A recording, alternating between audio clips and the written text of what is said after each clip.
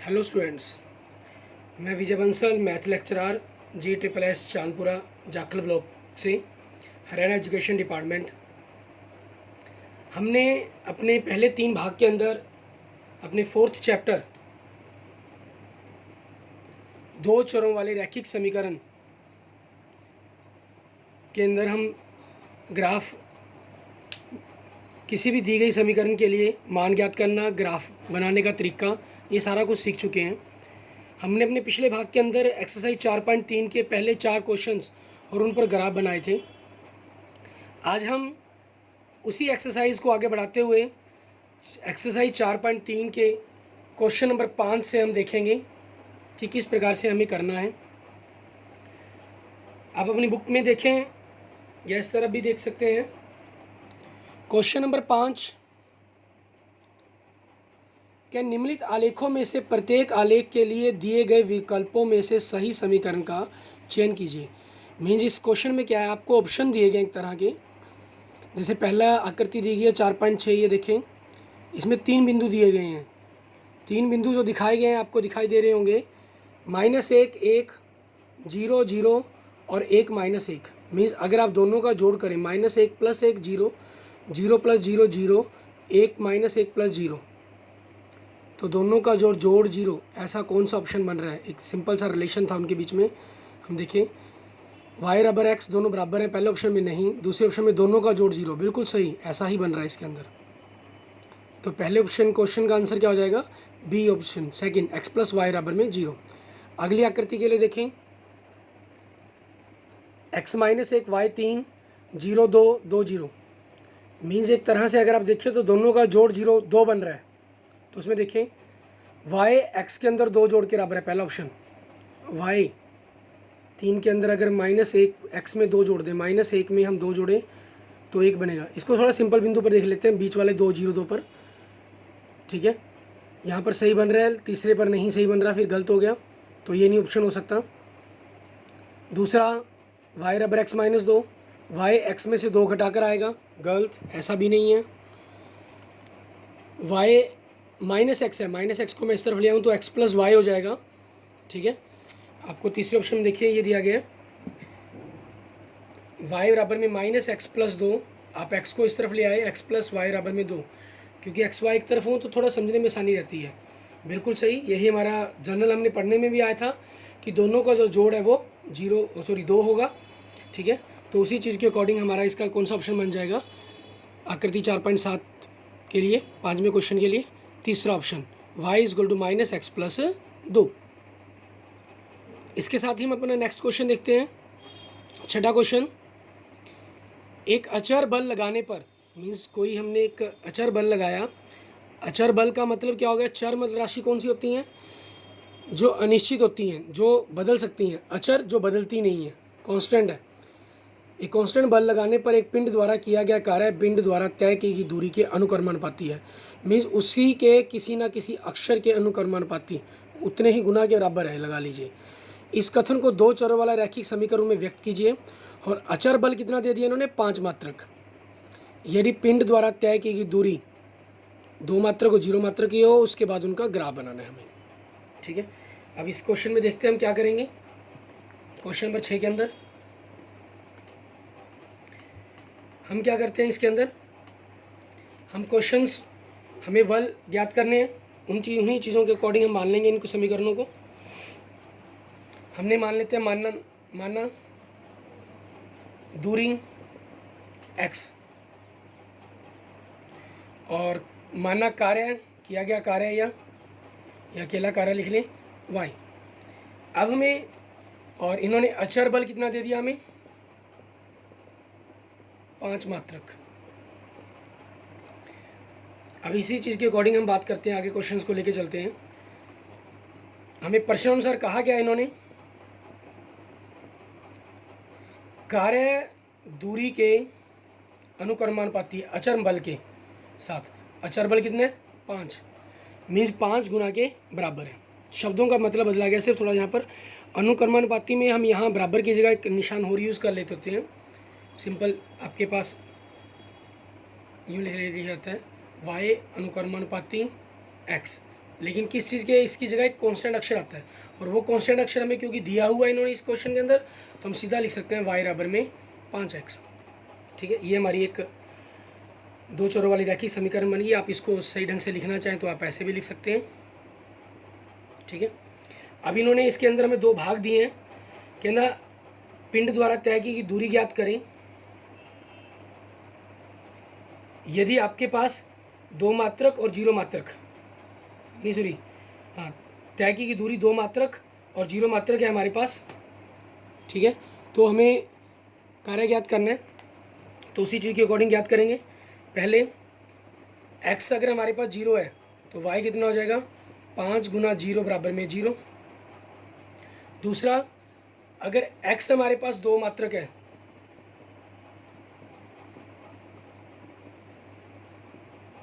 तो y कितना हो जाएगा, 5 गुना में 2 मीन्स 10 हो गया हमारे पास। अब इन्हीं चीज़ों के अकॉर्डिंग लेकर हम अपना ग्राफ खींच सकते हैं, क्योंकि इन्हीं पर हमें मान निकालना था।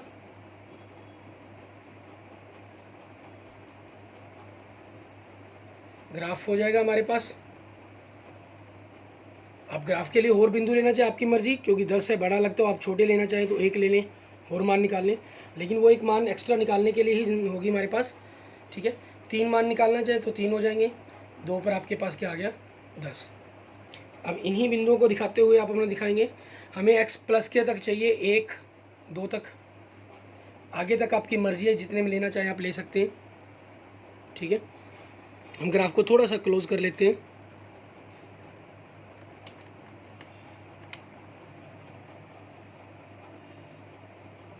माइनस में आपकी चॉइस है, आप -1 या -2 लिख कर भी छोड़ सकते हैं। नीचे y के अंदर भी माइनस की हमें जरूरत नहीं है, तो 1 2 लिख कर छोड़ सकते हैं आप। लेकिन प्लस के अंदर 1 हमें 10 तक जाना पड़ेगा, क्योंकि जो बिंदु था हमारे पास 2 पर हमारा मान जो 10 आया था, 3 4 5 6 7। ठीक है, और ऐसे ही हम आगे लेते हैं 8 9 10। ठीक है, हमने आगे 10 तक ले लेंगे, कम से कम हम 10 तक मान जरूर लेंगे। उसके बाद की हमारे लिए चॉइस है कि हम आगे लेना चाहते हैं तो ले सकते हैं, नहीं लेना चाहें तो वो भी हमारी चॉइस पर डिपेंड करता है। 11। अब इसी चीज़ के अकॉर्डिंग हम बिंदु लगा देते हैं। हमने जब x 0 था तो y हमारा 0 था, तो x 0 y 0 हमारे पास ये बिंदु हो गया हमारा, और x 2 तो y 10, तो 2 ऊपर की तरफ चला जाएंगे क्योंकि 10 का है, तो 10 के सामने हमारे पास हमारा ये निशान आ जाएगा। ठीक है,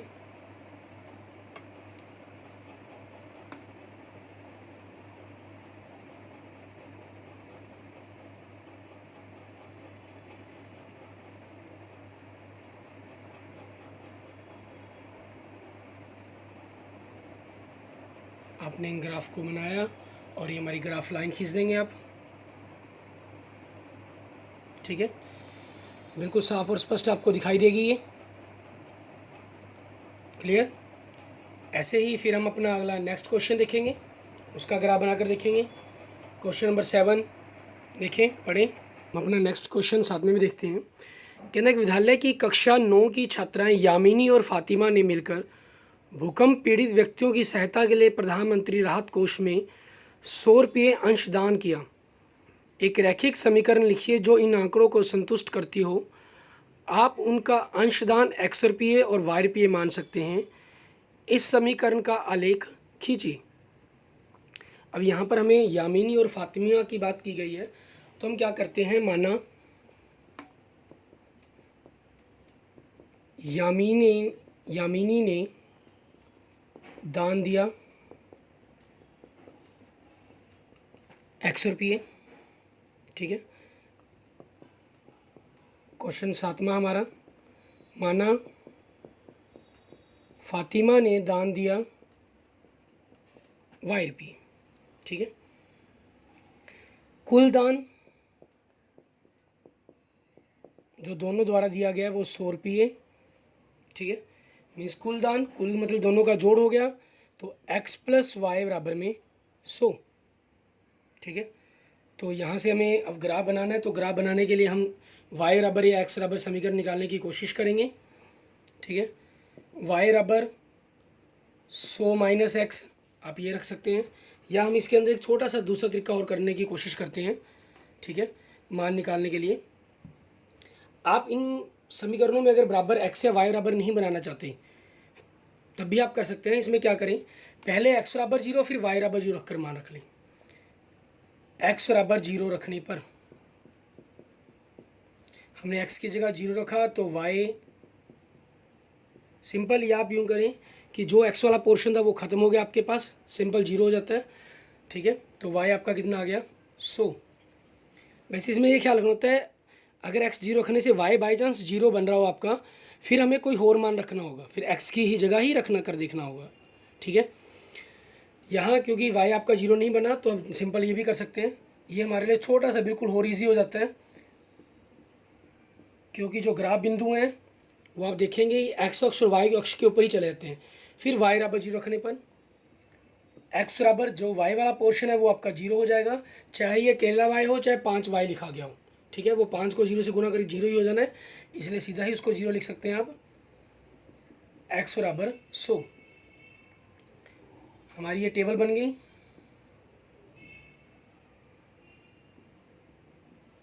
x y, x 0 रखा तो y 100 आ गया, y 0 रखा तो x 100 आ गया। ठीक है, अब इसी चीज़ में अब ग्राफ के अंदर क्योंकि हमें 100 तक पहुंचना है, हम 1 2 3 4 रखेंगे तो काफ़ी बड़े चले जाएंगे मान दूर तक, क्योंकि हमारे पास मैक्सिमम 10-15 तक आ सकते हैं। इसीलिए हमने क्या किया, यहाँ जो मोटी लाइंस है उसको 1 2 की जगह 10 20 30 40 50 60 70 80 90 100 ये ले लिया हमने मान। ठीक है, इन आप देख सकते हैं बिंदु हमारे पास 0 पर 100 और 100 पर 0 है, हमारे ये दो बिंदु बन गए। ठीक है, ग्राफ के पास थोड़ा सा हम ग्राफ के पास चलते हैं।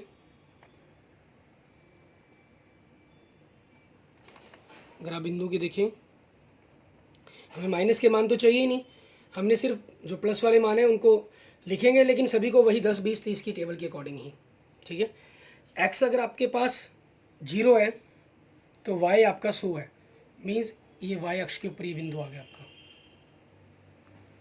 ठीक है, दूसरी तरफ अगर y आपका 0 है, y इस पूरी लाइन पर 0 है, तो x आपका 100 है, x 100 मतलब इस लाइन के ऊपर ही रह गया आपका, क्योंकि y 0 है ना, तो ऊपर और नीचे कहीं भी नहीं उठा वो बिंदु। अब क्या करेंगे, इन दोनों बिंदुओं को मिलाते हुए, इन दोनों बिंदुओं को ग्राफ स्केल के साथ हम अपनी सीध में रखेंगे। ठीक है, स्केल में सीध में रखने पर हम जो ग्राफ लाइन है उसको ग्राफ लाइन को खींच देंगे, ये हमारी ग्राफ लाइन हो जाएगी। x प्लस वाई बराबर में 100, ये हमारी समीकरण बन गई। ठीक है, आप इसी तरीके से हम अपना लास्ट क्वेश्चन इस एक्सरसाइज का क्वेश्चन नंबर 8 उसको देखेंगे। उसमें थोड़ा सा कुछ अधिक बातों को पूछा गया है। आप देखें क्या कहा गया इस क्वेश्चन के अंदर। क्वेश्चन नंबर 8 में अमेरिका और कनाडा जैसे देशों में तापमान फ़ारेनहाइट में मापा जाता है, जबकि भारत जैसे देशों में तापमान सेल्सियस में। आप ये साइंस में पढ़ चुके हैं 9th क्लास के अंदर। ठीक है, और 9th क्लास में पढ़ा आपने साइंस में, उससे पहले आप 6th 7th साइंस में भी पढ़ चुके हैं। यहाँ फ़ारेनहाइट को सेल्सियस में रूपांतरित करने वाला एक रैखिक समीकरण दिया गया है। जैसे हम कई बार बुखार चेक करवाने जाते हैं तो बुखार जो डॉक्टर हमें बताता है कि 98 डिग्री है, 99 है, 100 है, वो जो तापमान हमें बताता है, हमें टेम्परेचर बताता है कि बुखार हमें कितना है, उसकी जानकारी वो हमें हमेशा फ़ारेनहाइट के अंदर देता है। जनरली हमारी बॉडी का जो टेम्परेचर है वो 37 डिग्री सेल्सियस होता है। ठीक है, हमारी जो बॉडी का टेम्परेचर है 37 डिग्री सेल्सियस होता है, और फ़ारेनहाइट के अंदर 98.4 फ़ारेनहाइट डिग्री फ़ारेनहाइट होता है। ये डिग्री सेल्सियस है हमारे पास। ठीक है, अब इससे कम ज़्यादा होने पर हमारी बॉडी का टेम्परेचर हमें बुखार चढ़ना कहलाता है। ठीक है, और उन्हीं रिलेशंस को बनाते हुए कहता है ये जो हम यहाँ जनरली सेल्सियस में ही बात करते हैं इंडिया में, लेकिन बुखार हम फ़ारेनहाइट में मापते हैं। यहाँ फ़ारेनहाइट को सेल्सियस में रूपांतरित करने वाले का फॉर्मूला दिया गया है, F बराबर में 9/5 C + 32।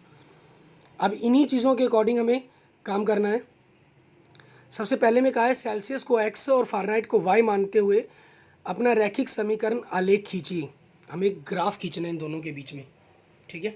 सबसे पहले हम इनकी कैलकुलेशन शुरू करेंगे, वो देखते हैं हम।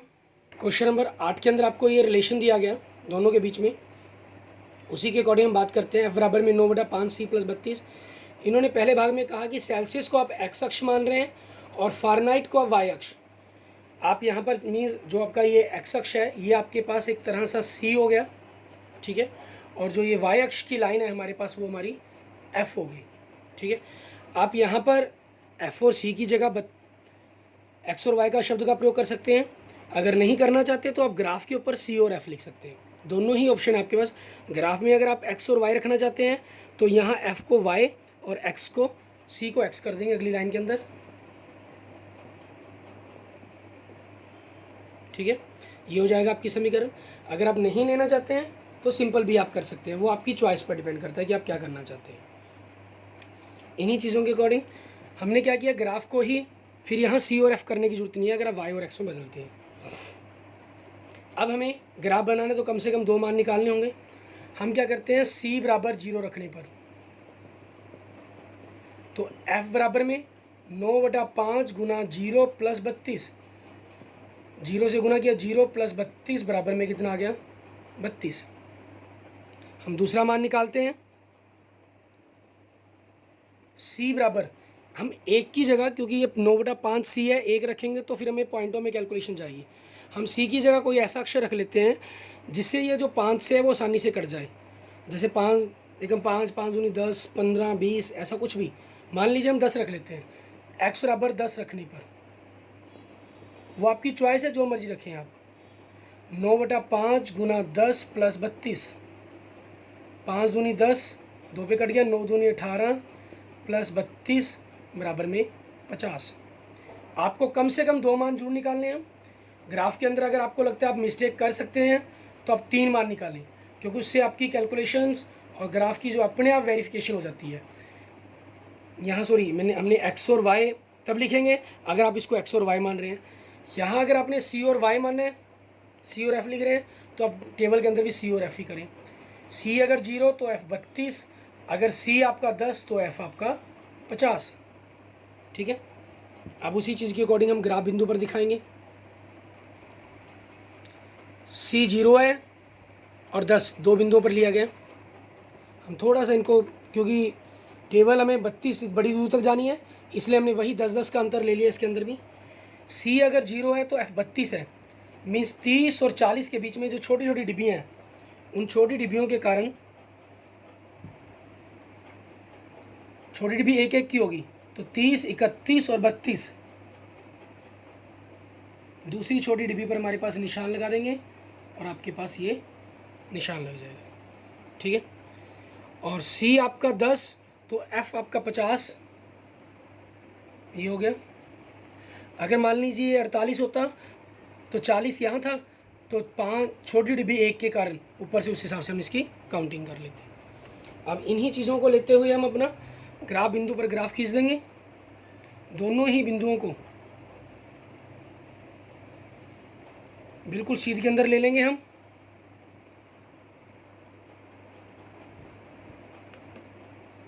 हमारे पास हमारा ये ग्राफ बनकर तैयार हो जाएगा। किस रूप के अंदर ग्राफ है ये, f/9/5 c + 32, ठीक है। ये हमारे पास हमारा ग्राफ के रूप में तैयार हो गया। आगे हम इसका सेकंड भाग देखते हैं। सेकंड भाग में क्या कह रहा है ये क्वेश्चंस के अंदर देखें।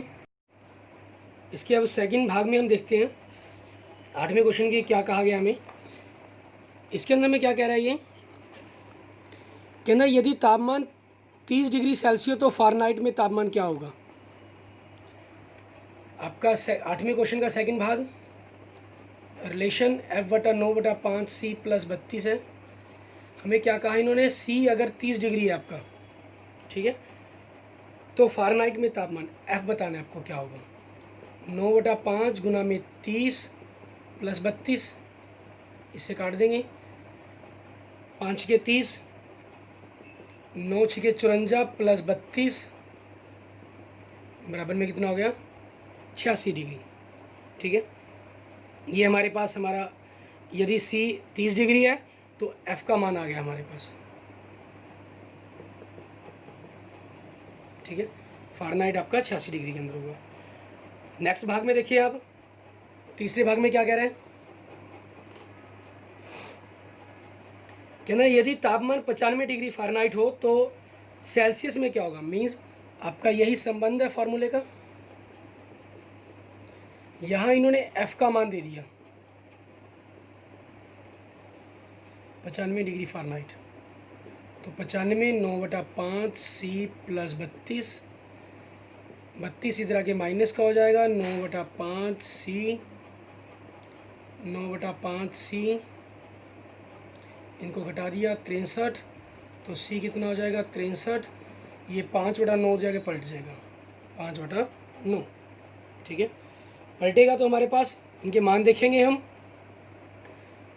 9 एकम 9 9 सते 63, 7 पंजे 35 डिग्री, ठीक है। यदि आपके पास फ़ारेनहाइट 95 डिग्री हो तो सेल्सियस में 35 डिग्री होगा, ठीक है। और नेक्स्ट देखेंगे चौथे भाग में, कहना यदि तापमान 0 डिग्री सेल्सियस हो तो फ़ारेनहाइट में तापमान क्या होगा, यदि फ़ारेनहाइट 0 हो तो सेल्सियस में क्या होगा। मीन चौथे भाग में क्या कह रहे हैं, सेम इन्हीं चीज़ों को, मीन्स हम कह सकते हैं एक प्रकार से सेम इन्हीं चीज़ों को करने के लिए कहा है इन्होंने, लेकिन यहाँ सिर्फ वैल्यूज़ बदल दी उसने, ठीक है। वैल्यूज़ क्या बदल दी चौथे भाग के अंदर, 0 डिग्री 0 डिग्री। अब फ़ारेनहाइट देखने में 9/5 गुना में 0 प्लस 32, और 0 से गुना करके 0 हो जाएगा, तो कितना आ गया, तो F कितना आ गया 32, ठीक है। ये ऑलरेडी हम पहले भाग में भी कर चुके हैं।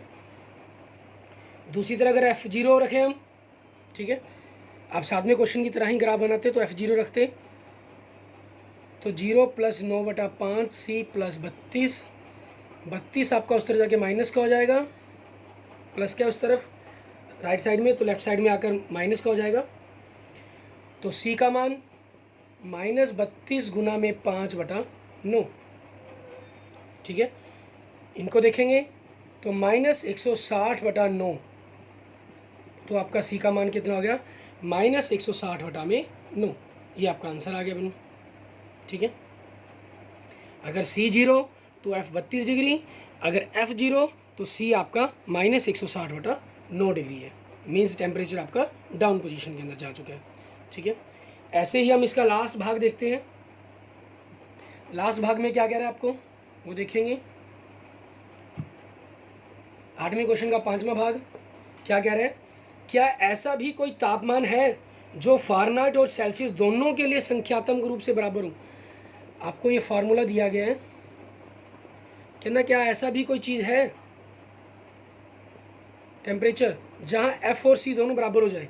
मीन्स आप F और C का मान बराबर रखें। हम यहाँ कैलकुलेशन को थोड़ा सा इजी करने के लिए इसको x के बराबर मान लेते हैं, या F की जगह C रख लें या C की जगह F रख लें, या दोनों की ही जगह हमने एक नया अक्षर मान लिया x। अब हमें x का मान निकालना है। x बराबर 9/5x प्लस 32, इस 5 से आपको पहले ही बताया हुआ है, ठीक है। 5 से दोनों तरफ गुना कर देंगे, 5x बराबर में 9x इधर से गुना होगा, 32 पंजे 160, 9x इधर प्लस का उधर आके माइनस का हो जाएगा लेफ्ट साइड की तरफ, -4x 160, तो x कितना हो गया 160 में -4 -40। मीन्स इसका मतलब क्या हुआ, F और C दोनों का मान -40 डिग्री पर बराबर होता है। -40 डिग्री जब तापमान होगा तो सेल्सियस में भी -40 होगा और फ़ारेनहाइट में भी -40 होगा। इस टेम्परेचर के ऊपर दोनों के दोनों मान हमेशा आपस में बराबर रहते हैं, ठीक है। अच्छा, आगे ही हम एक छोटा सा क्वेश्चन सोल्व करते हैं, जो मैंने आपको जनरल बताया भी था। हम हिंदुस्तान में जैसे सेल्सियस में मापते हैं, अमेरिका कनाडा के अंदर फ़ारेनहाइट में मापा जाता है। ये क्वेश्चन नहीं है, जनरल हम कर रहे हैं। सेल्सियस हमारा 37 डिग्री होता है, तो फ़ारेनहाइट में हम क्या होगा बॉडी का टेम्परेचर हमारा +32 डिग्री, ठीक है। इनको हम करते हैं, गुना करेंगे। 37 को हमने 9 से गुना करें, ये कि कितना बनेगा 343/5 प्लस 32 इसको भाग किया 68.6 प्लस 32 डिग्री 37,340 140 सॉरी यहाँ मिस्टेक होगी 37,9 963 6 27 333 बनेगा। यहाँ टेम्परेचर इसलिए दिमाग में आया कि ये 100 से ऊपर हो गया, जबकि ह्यूमन बॉडी का 98.6 होता है टेम्परेचर, ठीक है ना। तो 66.6 हुआ, दोनों को जोड़ दिया हमने 98.6 37 डिग्री सेल्सियस पर। हमारी ह्यूमन बॉडी का जो टेम्परेचर है वो 98.4 से लेकर 98.6 तक नॉर्मल माना जाता है।